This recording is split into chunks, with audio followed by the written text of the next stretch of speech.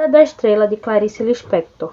A Hora da Estrela é uma obra que pode retratar a situação de muitas pessoas, principalmente jovens brasileiros, que resolvem se mudar de país, de estado ou de cidade em busca de novas oportunidades de emprego, que foi o caso de Macabeia. Macabeia era uma jovem imigrante de apenas 19 anos. A garota era uma sobrevivente em meio a uma sociedade ignorante e totalmente narcisista. Desde o começo até o final do filme foi mostrado que Macabeia ela não tinha muita perspectiva nem visão do futuro. Eu acho que isso se dá pelo fato de ela não ter sido criada com os pais e sim ter sido criada com a tia, que mostra tanto no livro quanto no filme que era uma pessoa totalmente rígida, que não deu muita educação para Macabeia, não ensinou muito sobre a vida para Macabeia.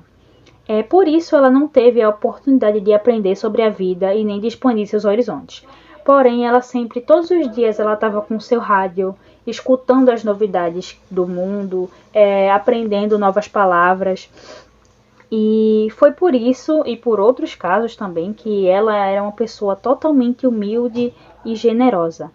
Nessa obra, Clarice Lispector, eu acho que quis mostrar que a Hora da Estrela condiz com a Hora da Morte e finalmente libertação de Macabeia.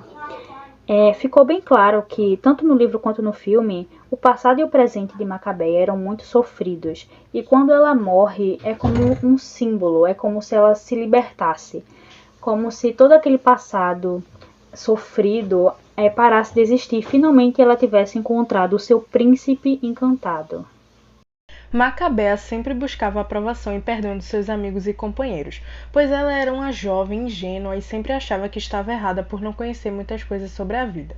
Um exemplo disso é quando o chefe do seu trabalho exige a sua demissão, pois os textos que ela escrevia tinham muitos erros ortográficos e as folhas sempre estavam manchadas de gordura, já que ela sempre comia enquanto trabalhava, pois não tinha tempo para comer em outro horário. Após ele anunciar a sua demissão, ela aceita e pede desculpas pelo aborrecimento que causou, o que acaba deixando seu chefe com pena dela e ele permite que ela continue no trabalho por mais um tempo.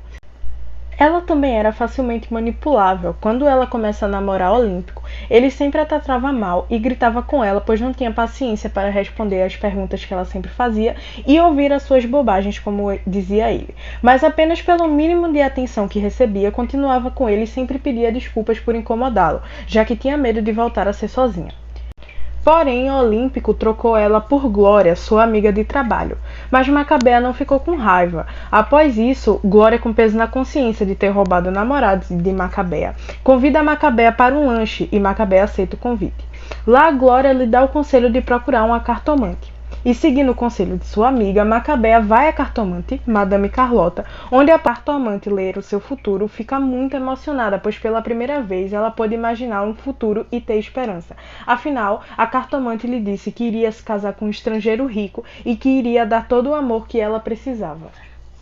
Após a sua ida à cartomante, Macabeia acaba morrendo, onde finalmente acontece a sua Hora da Estrela, pois ela pode finalmente viver feliz.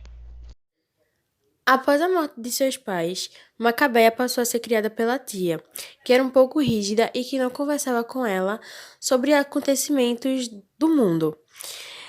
Macabeia, além de ser de outra cidade, ela tinha alguns costumes diferentes. Ela era um pouco tímida e inocente, já que era uma menina de pouca idade, e já as mulheres que ela estava convivendo em seu meio de trabalho eram um pouco mais velha e tinham uma mentalidade muito avançada da dela. E com isso, em alguns assuntos ela não sabia nem o que falar e nem como agir. Além de tudo, ela era um pouco manipulada e achava que as coisas que aprendia era certa.